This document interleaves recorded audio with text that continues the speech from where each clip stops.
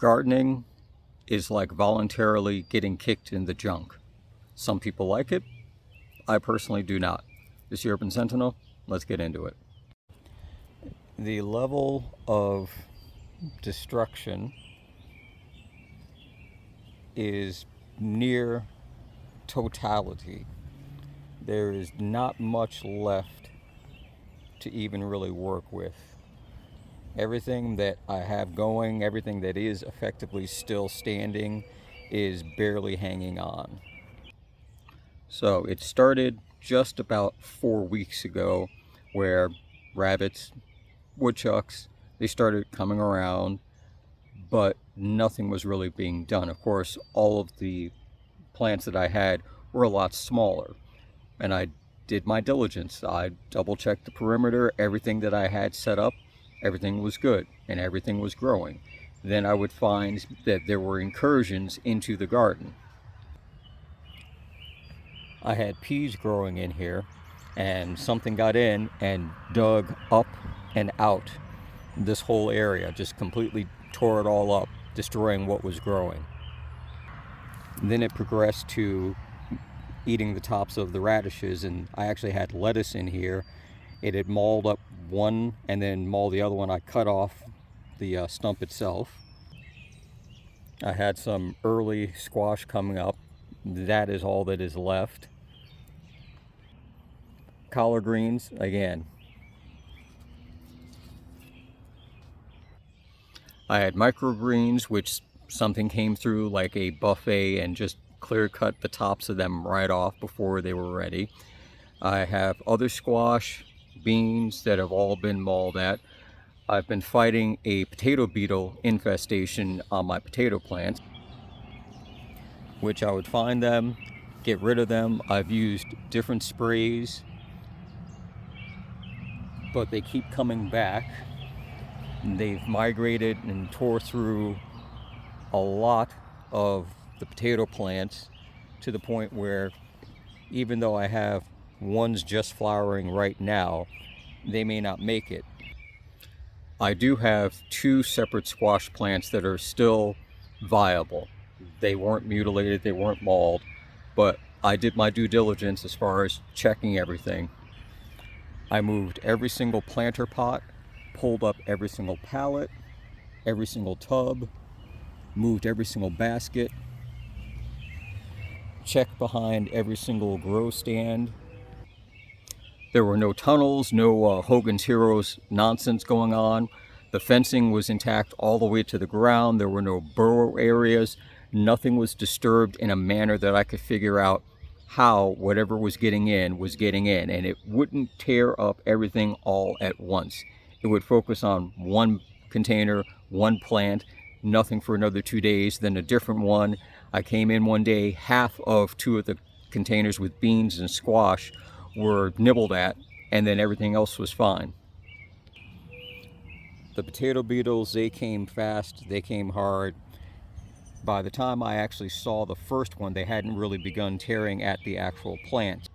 So I started spraying for those to try to nip that in the bud, but it didn't make a difference. They had already probably laid their eggs and they had gone to town. Every single time I sprayed and I would check, I'd find 5 or 6 nestled up here and there. I'd clear them out, but then within 2-3 days, I'm missing whole stems worth of the potato leaves and something else going on that, I can't figure out. So it just got to a certain point where it is what it is. I have this one container, has 2 tomato plants in it. So far it's hanging on. Haven't really seen anything. Of course, now it's just starting to flower, so I have to wait for those results. Hopefully it'll hold out.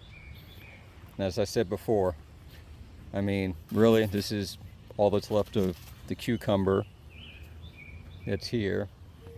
This is my best squash that I have, what's left of it. This one's not too bad. The beans, you can see the tops on these, all of them chewed off. Very few leaves left. Now, am I in a life and death situation with the garden? Absolutely not. Am I in an investment standoff? Yeah, because I'm not putting any more time and money into the garden as it is. I'm basically now clearing out a lot of the containers, the pots and everything, and just being done with it. What is left as far as the tomato plant, and right now I'm still kind of watching the potatoes themselves. I haven't seen any new beetles for about 2 or 3 days, but that's usually the pattern that it goes. Every 2 or 3 days I start spotting more. I'm just gonna let everything else clear it all out, dump it, and just be done with it. And it's one of those things where, I tried once before and I thought about giving up, but I figured I'll give it one more go. Well, this is my last go for this. Now, does this mean I'm completely giving up on gardening? No. I mean, I still enjoy it for the most part, but I'm not putting any more energy, time, and effort into it the way I have before. So effectively, I'm going to start disassembling the entire garden area because really not going to need it, not going to be utilizing it, so it's going to be done for that. Will I still garden in terms of keeping the general skill up, trying to grow things? Sure. It'll probably be just inside the greenhouse, nothing more. So it's going to be very small things. I'll do some herbs and a few small vegetables in smaller pots, containers, put less time into it, and if I get results, I get results. If I don't, it's going to be less significant of a loss on that aspect. Now, as far as a SHTF life learned lesson, these things do happen. You could have a nice life sustaining garden and a bad storm comes in and just physically damages everything. You may be in a situation where the pests are beyond what you can actually handle in terms of their volume or their ferocity. You may end up in a situation where animals themselves are looking to sustain their own life and they're not going to be stopped by mesh wiring and fencing and anything else, and they're going to come in and take what they want no matter what. So really no additional information.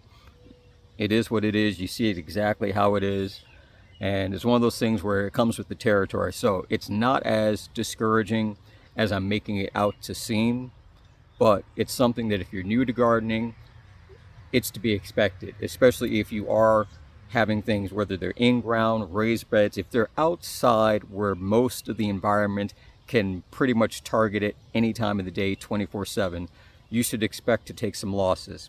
Sometimes you take a little, sometimes you take a lot, and this season has been a lot. And considering that it's almost the end of June now, really realistically, I'm not going to even bother trying to plant anything else, because even if it does start to develop, it's not going to be until almost the beginning to middle of fall before it reaches that point where it could be harvested. And in some cases, especially in New England, fall to winter can happen just like that, and next thing you know, it's only 10 degrees out and everything's dead. So I'm not going to get myself focused on that. This thing is done, not much more I can do with it. If I decide to start gardening up again, maybe I will. Again, like I said, maybe I'll do smaller in greenhouse stuff, kitchen windowsill type of things, very small levels. The microgreens, that would have worked out well, I think, under a controlled circumstance rather than being out the way that they were. So it's, again, these are little life lessons you learn now when you can, to one extent, afford to take the losses. It still sucks though. Still sucks.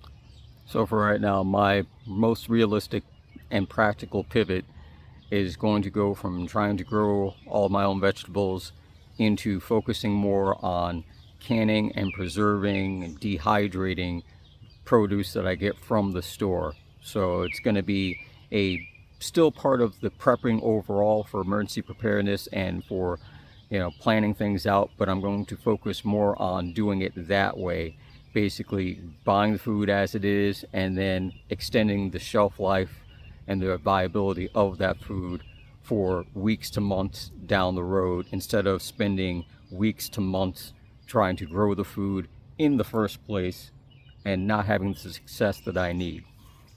Well, that's it for now. I'll catch you in the next one.